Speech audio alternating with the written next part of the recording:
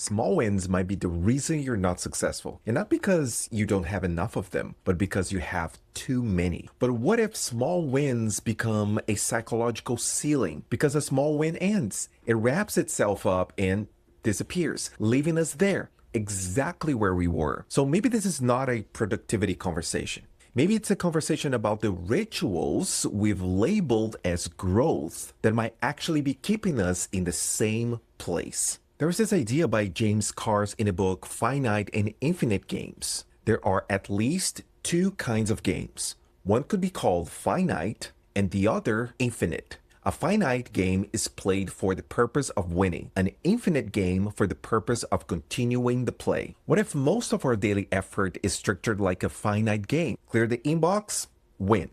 Finish the task, win. Hit the goal, win. Game over. Closure becomes proof you're capable, discipline, moving forward. But once a finite game ends, it's done.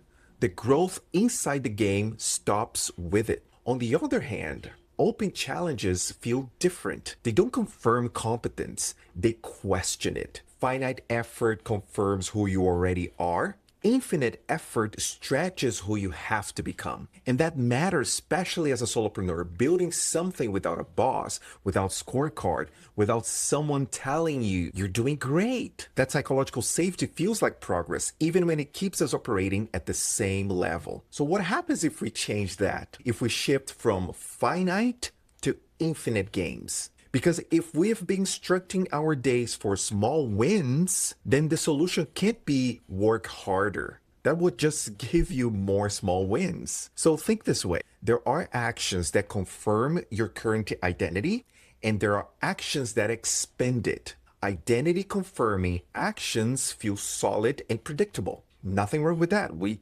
need some of those. But identity expanding actions feel different. They raise your current skill ceiling. They risk visible imperfection. They force you into a version of yourself that doesn't fully exist yet. And that's the key. Finite effort confirms who you already are.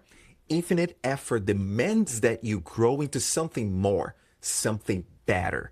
And again, I'm not saying eliminate finite work. That's not realistic. But if your entire day is built around confirming who you already are, then of course your capacity doesn't move. But it's easy to nod at this and go like, yeah, I should do more identity expanding actions and then go right back to finishing things that give you small wins. So here's something practical to change that. Most people want to be the best, but if you're the best, that just means someone else lost. That's a finite game. But how about being better?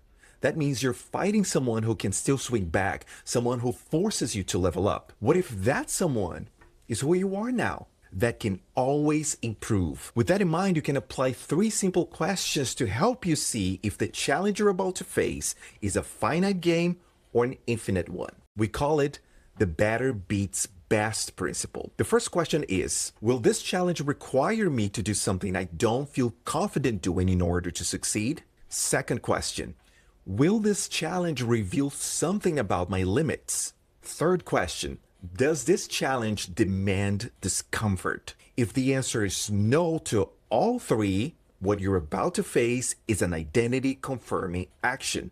It might be necessary, it might be responsible, it might need to be done, but it's not expanding what you're capable of.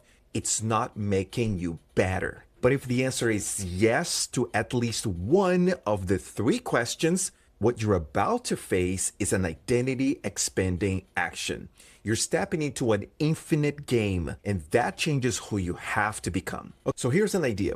If identity expanding actions are the ones who will make us better, they must be primary. So we need a rule that puts infinite games ahead of finite ones. Every day before you do anything that gives you a small win to prove you're competent, you focus on one identity expanding action, something that makes your current level insufficient. And yeah, that might mean your morning feels slower, a little bit exposed. You might sit there longer. You might hesitate more. You might not get that clean done feeling right away. But that's the point, because if better has to wait for comfort, it never happens. So the rule is simple.